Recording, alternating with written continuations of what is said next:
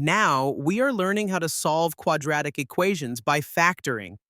This is one of the most important skills in algebra. When we solve a quadratic, we are finding the x values, where the graph touches the x-axis. These x values are called solutions. Here is the most important rule to remember. When y equals 0, we are solving. Let's start with our first example. The equation is y equals x squared minus 5x plus 6. Step 1 is to set y equal to 0. This gives us 0 equals x squared minus 5x plus 6. When the graph touches the x-axis, the y value is 0. That is why we replace y with 0 every time. Now we factor the quadratic. When we factor, the equation becomes 0 equals x minus 2 times x minus 3.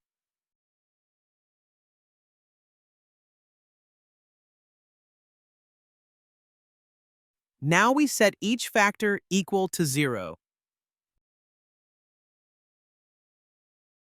When x minus 2 equals 0, x equals 2.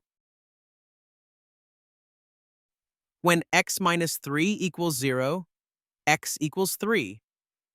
These values are the solutions. They tell us where the graph touches the x-axis. When we draw the parabola, it crosses the x-axis exactly at these points. This confirms our answers are correct. Now let's try another example. The equation is y equals x squared plus x minus 6. We are still solving, so y is equal to 0. Our goal is to factor the quadratic. This expression factors into x plus 3 times x minus 2.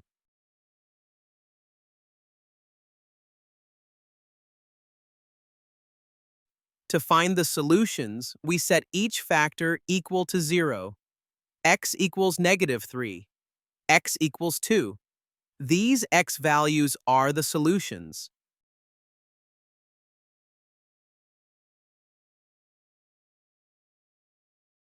Now let's look at a special type of problem. The equation is y equals x squared minus 4. This is called a difference of squares. It follows a special factoring pattern.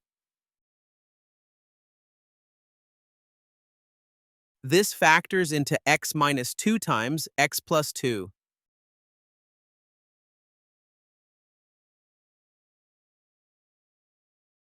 When x minus 2 equals 0, x equals 2.